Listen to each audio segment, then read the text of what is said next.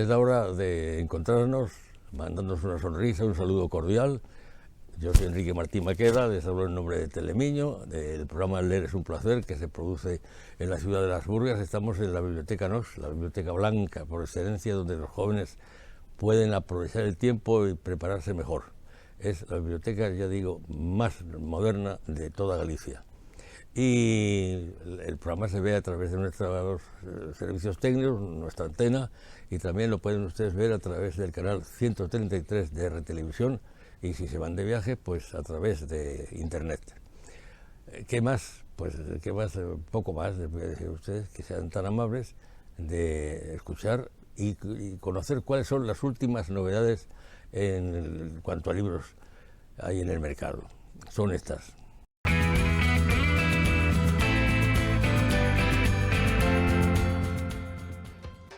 Bueno, pues esta semana las novedades, los libros más vendidos de novedad han sido, en primer lugar, de José Castro, del juez Barrotes Retorcidos, Memorias de un juez, editorial Plural. Retorcido por ser un referente en la investigación. Contra la corrupción política, el juez José Castro, una vez jubilado, rinde cuentas en Barrotes Retorcidos de su recorrido profesional. En segundo lugar, en editorial Galaxia, de Cristina Pato, no día do seu enterro.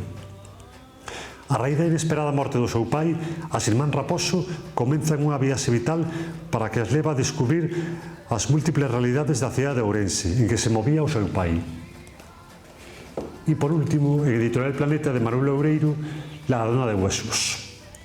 Tras ser víctima de un salvaje atentado, Laura pierde completamente la memoria. Solo el cariño de Carlos, el hombre del que se ha enamorado, le ayuda a percibir destellos de su misterioso pasado. Y estas son las novedades de esta semana.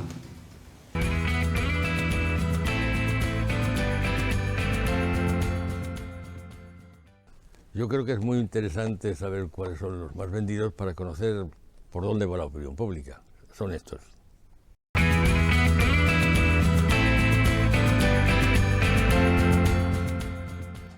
Esta semana los libros más vendidos han sido, en primer lugar, en editorial Guerjalvo, de Jaime Peñafiel, Alto y Claro.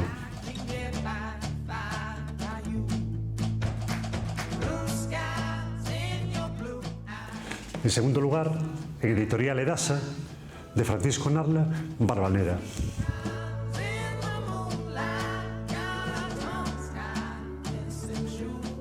Y por último, en editorial Alfaguara, de Joel Dicker, su última novela, que es El caso de Alaska Sanders.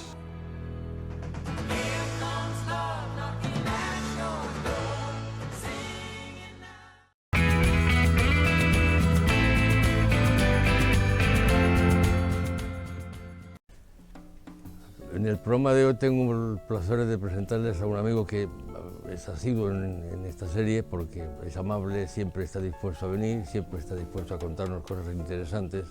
Y hoy le llamé por la mañana muy temprano y le dije, me necesito que vengas porque una de las personas que iba a venir ha fallado y estoy sin invitado. Y ha sido tan caballero, tan amigo, tan genial de decir, no te preocupes, allí estará. Y está aquí, en cuerpo y en alma. Señor, ¿cómo está usted? ¿Cómo le va la vida? Yo bien, observando el mundo como siempre. Don Miguel, está usted cada vez más guapo y más alto. Bueno, es que no es un modestia. ¿De qué quiere usted que hablemos? Mira, después de estas palabras tan halagüeñas y tan cariñosas que usted, estará usted contentísimo. Es que me has dedicado tantos adjetivos que ya no sé por cuál decidirme. Pues elija usted. Mira, yo primero quiero hacer una semblanza así rápida de la situación estatal, ¿no? Y pienso en todo lo que ha pasado en el Reino Unido de la grandísima Bretaña con la reina, que ya falleció. Bueno, siempre es lamentable que alguien muera, aunque tampoco es bueno quedarse a vestir santos. Pero lo que sí es cierto es que yo veo que, a ver, los ingleses siempre nos han tratado bien, ¿verdad? Siempre han procurado sacarnos todo lo que teníamos, se han esforzado en sacarnos todo lo que teníamos, en dejarnos a caer de un burro en cualquier lado, porque ha sido su esfuerzo eterno y permanente. Y esto no es una cuestión de ser republicano o monárquico, es que lo que no seré capaz de entender en los días de mi vida es que pongan al caldo a la monarquía española y, sin embargo, lleven aplaudiendo a la monarquía inglesa durante los 10 largos días que ha durado el funeral, para que después la gente se queje de las bodas de los gitanos, que dicen que son muy largas. Pues anda, que el funeral de la reina ha traído cola. Y esto es una de las cosas que siempre llama la atención, es decir, ¿por qué siempre nos vale más lo de fuera? ¿Por qué siempre la tecnología es la alemana, la japonesa? ¿Por qué todo lo bueno viene de fuera cuando nosotros tenemos aquí lo más importante, que es el germen, el potencial y la gente? Yo estoy viendo incluso la gente que nadie ve en este momento porque están detrás de cámara, que es gente joven y que se lo ha currado y que está haciendo realmente lo que le gusta y para aquello que se han preparado. Y no como sucedía antes muchas veces. Y ese potencial es el que realmente va a mover este país. Entonces, siempre me gusta recordar que un poquito que nosotros también contamos, que por mucho que nos dejen o pretendan dejarnos de lado, somos una de las economías más importantes de Europa. A veces más hacia adelante y otras veces un poquito más retrasada, pero somos una de las mayores economías, la cuarta economía para ser exactos, y que también contamos en Europa y en el mundo, y que seguimos siendo el vínculo esencial con América Latina y Europa. Es decir, no somos un país baladí, y van siendo horas de que nos empezamos a querer a nosotros mismos, y no tanto los de fuera. Esto es la parte de aquí. Y ahora, si quieres, hablamos de libros. Pues no sé, te he invitado para que tú elijas. Vale. Yo estoy ansioso de escucharte porque siempre es interesante lo que me cuentas. Así que... Pues ahora que ya hemos pecado entonces contra los ingleses y a favor de los españoles, hoy vamos a hablar de ese libro de Orisha, que lleva por subtítulo Putas de la Fe. Es chocante, es muy duro, pero es de lo que se trata. Este es un libro que sucesivamente ganó el premio de novela célebre internacional y quedó finalista en Miami, en Estados Unidos, en el premio de novela Contacto Latino. Y que ahora llega desde un punto de vista nuevo. El mundo ha cambiado, Internet ha cambiado el mundo, Internet está llegando incluso a la selva de Brasil. Es decir, ya no estamos aislados. O sea, ese concepto de la universalización del mundo realmente es la mundialización del mundo. Es decir, el mundo se ha hecho muy pequeño, muy pequeño, y está absolutamente intercomunicado. Y esto ha llevado a que las reglas del juego, y sobre todo a partir de la COVID y del confinamiento, han cambiado por completo el funcionamiento de las cosas. Si antes la gente tenía una cierta aprensión, ¿tú te acuerdas aquellos catálogos de venta que venían en las revistas del papel cuché? Sí. Que vendían unas cosas muy raras y tú pedías unos monos de agua y después te salían unas algas en una pecera, una cosa así, y te prometían que, vamos, veías aquello y eran unos monitos divertidos que jugaban y saltaban de un lado para otro, y no, eran unas algas que crecían, pero todo eso ha ido evolucionando, y conforme esa oferta ha ido evolucionando, también han ido evolucionando las leyes que protegen al consumidor. Y del mismo modo que esas leyes han ido evolucionando, también ha evolucionado la seguridad del mercado, y sobre todo el mercado digital, que es donde hoy en día estamos. Es decir, hoy en día coexisten una serie de mercados, y te decía que la COVID lo que hizo fue cambiar las reglas del juego, en el sentido de que se empezó a comprar mucho a través de Internet. Y es un mercado que sigue creciendo, continúa creciendo, y que permite en muchas ocasiones licencias y libertades que el mundo editorial tradicional no permite, porque por dos motivos. Uno, el mercado editorial se ha deteriorado muchísimo como consecuencia de que, bueno, esos 70.000-80.000 libros que se publican al año en España al final no llegan a ningún lado. Muchas editoriales han desaparecido desde la gran recesión de 2008, y en este momento son editoriales de autopublicación, pero a golpe de billete. Entonces, más o menos disfrazado, ¿vale? Hay editoriales que dicen, mira, tú pagas esta edición, o te dicen, tú colocas 200, 300 o 400 ejemplares en unas presentaciones y así cubrimos el gasto. Es decir, que el autor trabaja cuando hace la obra y pretenden que trabaje también de comercial para la editorial. Entonces, editoriales que funcionen realmente, o sea, que funcionen por sí, lo que se entiende realmente por edición tradicional, esas editoriales que son empresarios que confían en una obra porque la tienen y saben lo que hay y conocen el mercado y que hacen su inversión, esas han quedado pocas.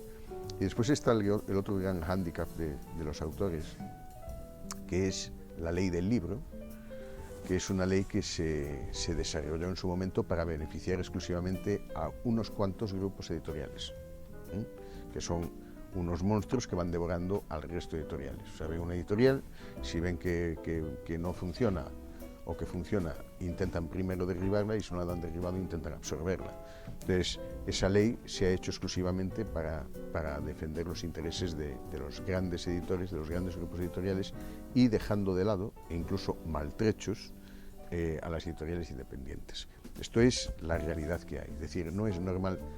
Si tú te vas a un comercio de camisas, a una camisería, y el propietario del comercio se compra 15 camisas y no las vende, termina el verano, no vende las camisas de verano, tiene dos opciones, o las guarda para el año que viene o las saca a saldo.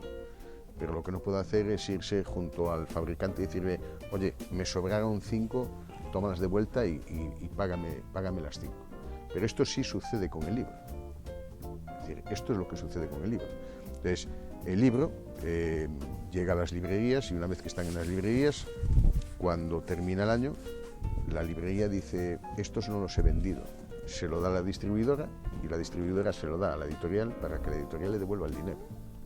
Es decir, esto es como funciona. ¿Qué pasa? Pues que si empieza una campaña, por ejemplo, de Navidad, en septiembre, 40, 50 o 60 librerías piden 50 ejemplares de una obra en previsión a lo que pueda pasar en la campaña de Navidades, no porque se vaya a vender o se vaya a dejar de vender, sino porque no le importa que se venda o no se venda, porque si se vende, bien, porque es dinero para la caja, y si no se vende, le devuelven el dinero. Con lo cual, el editor se encuentra con que de pronto tiene que estar imprimiendo 2.000, 3.000, 4.000 o 5.000 ejemplares que le cuestan dinero y que no sabe si va a recuperar, y que incluso igual tiene que pagar sobre ellos. Entonces, esto es la realidad del libro, de la ley del libro, que ya te digo, se hizo ya en su momento con la única finalidad de beneficiar a los grandes grupos editoriales. La última barbaridad de todas estas fue cuando en 2011 la agencia española de ISBN, sabes que es un estándar para controlar el mercado del libro, en lugar de seguir siendo una agencia pública y gratuita como había sido hasta entonces, decidió el gobierno regalársela a un amigo por 1 millón de euros. Y nadie entiende, ese amigo es el gremio de editores, que le permite tener acceso a toda una información de forma gratuita y aún por encima cobrando por cada ISBN.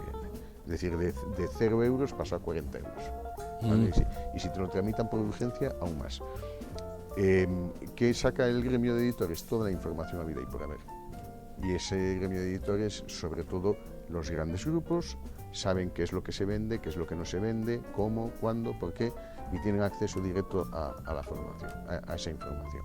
Bueno, pues estas son las barbaridades que se han ido haciendo con el libro como agente de cultura y como agente que además involucra a muchísimas empresas y supone una actividad que genera grandes cantidades no solamente de dinero y de economía circular, sino también de impuestos. ¿Qué es lo que pasa con la experiencia indie? Bueno, la experiencia indie lo que ha cambiado es los puntos de distribución y las formas de distribución. Es decir, sigue habiendo transportes, transportistas, sigue habiendo un contacto más directo entre el distribuidor y el consumidor, y quizás también entre el autor y el distribuidor, y también el consumidor en muchas ocasiones. Lo que ha variado es el mercado, la forma de funcionar. Y estas son apuestas que no sé cuánto funcionarán, es decir, esto puede funcionar un año, 5, 10, 20 o caerse mañana, porque no lo sabemos. Es decir, la informática ha ido evolucionando a una velocidad tan grande que ha ido cambiando absolutamente todos nuestros hábitos de consumo, ha ido cambiando absolutamente incluso nuestros hábitos vitales. Es decir, la mayor parte de las personas creo que se han olvidado de que existen, porque lo primero que hacen al levantarse la mañana es ir mirando a ver quién está en las redes sociales, quién está en todos los medios que permiten comunicarse, hacerse una foto, que ahora son selfies, pero son fotos de toda la vida y retratos de toda la vida, y hacerse una foto de un pie para decir qué bonito tengo el pie en las redes sociales, y que 50 personas pongan un me gusta, un like, me gusta, pues le gusta el pie, me parece muy bien. Pero todos esos cambios que se han generado, que son hábitos, que además son hábitos que hemos asumido muy rápido, conlleva algo que te he dicho en alguna ocasión, y es que nunca en este país se leyó tanto, porque nunca se llegó a leer tanto. Hoy por hoy se lee en el autobús, se lee en el tren, se lee hasta en el váter, pero se lee el teléfono. Entonces la gente queda imbuida dentro de ese teléfono. Se lee, por supuesto, también fuera, sí, claro, se leen libros y se lee prensa, pero los modos de hacer han ido cambiando. Es decir, tú sabes que la prensa tradicional en papel ha ido perdiendo peso frente a la prensa digital, y mucho además, es general en todo el mundo. Entonces todo esto, todos estos cambios, que no se sabe a la velocidad que van, cuánto, de qué modo van a influir en nosotros, pero que está claro que van a cambiar absolutamente todos nuestros hábitos, pues también lleva a probar una nueva forma de publicar, una nueva forma de comunicar al público, obras que de otra forma quizás no tendrían la repercusión que llegan a tener, porque no alcanzarían a tanta gente, ¿no? Y esta es la apuesta de Orisha, de Putas de la Fe, que es una novela que, como ya te he dicho, bueno, tiene sus galardones, y que lo que describe es una historia, describe y denuncia la explotación y el tráfico humano, denuncia la explotación sexual de las personas, denuncia ciertos hábitos atávicos colonialistas y neocolonialistas que han conducido a que el mundo esté de la forma que está. Y al mismo tiempo no deja de ser una historia con un fondo en el que hay una historia de amor en todo esto, ¿no? No un amor tradicional, pero sí con un planteamiento poco convencional, ¿no? Y en medio nos encontramos en una novela que arranca desde Nigeria, pasa por España, concretamente por Orense, por la ciudad de Orense, por los paisajes de la ciudad de Orense, y pasando por Brasil hasta Haití, viene de regreso otra vez a España, aquí a Orense, a decir que, bueno, que hay cosas que se pueden cambiar y que se deben cambiar, y que la explotación no se reduce exclusivamente a una esclavitud. Hay muchas veces, una de las cosas que más me llama la atención, aún el otro día me lo decía alguien, me decía, es que la esclavitud se acabó. No, la esclavitud no se acabó. La esclavitud, el último país donde hubo esclavitud fue en Brasil, y se terminó a principios del siglo pasado. No. El último país donde hubo esclavitud fue Bolivia, esclavitud de afrobolivianos. El último país donde hubo fue Bolivia, y no se terminó, no se abolió la esclavitud hasta mediados del siglo pasado. Pero es que curiosamente en Mauritania la esclavitud sigue vigente dentro del Código Civil y del Código Penal. Es decir, esto es un hecho que a veces pasa desapercibido, pero dentro de ese concepto de esclavitud muchas veces nos olvidamos, pues desde las muchachas que traen desde el este de Europa para explotarlas aquí en Italia, o los asiáticos, que sabes que antes sobre todo se veían venir en tropel, que de pronto veías a cierta hora del día a media docena de chinos caminando por aquí, y al día siguiente veías a chinos distintos con la misma ropa, porque no es cierto que los chinos sean todos iguales, son distintos, pero que te estaba diciendo más o menos que aquí había un sitio, no sé si era pisos patera o almacenes patera o naves patera, lo que era, donde estaba entrando y saliendo constantemente gente que de algún modo tenían una serie y tienen una serie de... Entonces, con toda esa problemática que tan profundamente está señalando, ¿un éxito literario tiene más mérito ahora que antes o no tiene nada que ver una cosa con otra? No, a ver, sí hay un principio de oportunidad, pero esa oportunidad es una oportunidad editorial, ¿vale? Si Cervantes hubiese escrito El Quijote en otro momento, igual no le hubiesen hecho caso. Lo mismo que a Gabriel García Márquez tampoco igual le hubiesen hecho caso, ni a Camilo José Cela, posiblemente tampoco le hubiesen hecho caso. Porque hay un montón de obras buenas y un montón de grandes escritores desconocidos, y además una enorme cantidad, que simplemente no son oportunos en un momento determinado, o sí son oportunos. Yo recuerdo, no voy a decir el pecado, pero no voy a decir el pecador, pero en un certamen, recuerdo un certamen literario, que yo acabé finalista en ese certamen, aunque no existe la figura de finalista, pero resulta que yo conocía a uno de los jurados, o sea, lo conocía después, evidentemente, no antes. Cuando se hizo público el fallo, conocí al jurado.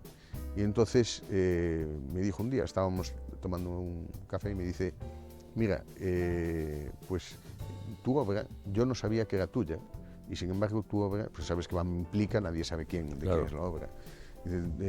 Tu obra yo realmente la defendí porque me pareció una obra que era merecedora de ser ganadora.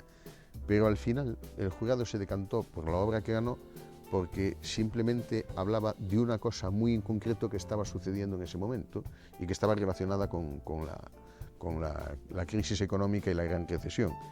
Entonces ese fue el motivo por el que le otorgaron el premio, no porque su obra o la mía fueran mejores o peores, no porque una fuera mejor o peor, sino simplemente porque era oportuno. Entonces, con todas las obras sucede lo mismo, es decir, hay autores que han escrito obras fantásticas, pero que las editoriales no las consideran oportunas, porque además tienen montado un negocio muy extraño de vigilarse unos a otros y a ver qué hace para hacer de lo mismo. O sea, además, si te fijas un poco y vas viendo, dejas de lado un poco las editoriales independientes, cuando te fijas en los grupos editoriales, están publicando todos lo mismo. Porque se controlan unos a otros, se vigilan unos a otros e incluso compiten entre ellos. O sea, es una cosa muy rara porque compiten incluso dentro de sus propios grupos, ¿no? Entonces, lo que sucede es que hay un montón de buenos autores que no son oportunos en un momento determinado. Saben lo pues que me estás dejando el cuerpo al bies. Pues lee. Me has dejado frío. Gracias, porque eres un tesoro de amigo. Hoy has venido a mi llamada con afecto y con cariño, te lo agradezco un montón y te doy las gracias. Sin esfuerzo. Eso no es ha sido un rato agradable, un rato bonito y ustedes sigan con nuestro programa.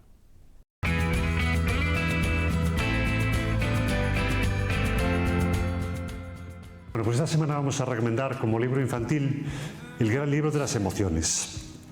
Las emociones, qué gran mundo. Reconocer y saber expresar emociones y sentimientos es fundamental en el desarrollo de los más pequeños. En ocasiones, los adultos entendemos qué sienten, pero no sabemos cómo explicárselo, para que sean capaces de comprenderlo y mejorar. Y este es el libro recomendado de esta semana.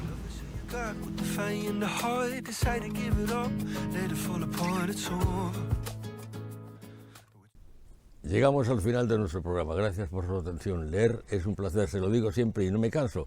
Es algo más que un título. Por favor, háganme caso. Y por favor a los niños, a los parientes, a los amigos, ayúdenles a ustedes a que se interesen. Ayúdenles a ustedes a que se interesen en la lectura. Se lo agradecerán seguro, seguro. Leer es un placer, es el programa que produce Telemiño. Lo hacemos aquí, ya lo he dicho al principio, en la Biblioteca NOS. Y lo emitimos también por nuestra cadena propia y a través del canal 133 de R Televisión. Gracias por su atención. Si se van de viaje con el teléfono o con el ordenador, también nos pueden ver poniendo telemiño.com y ahí estaremos. Gracias por su atención y que sean ustedes muy felices.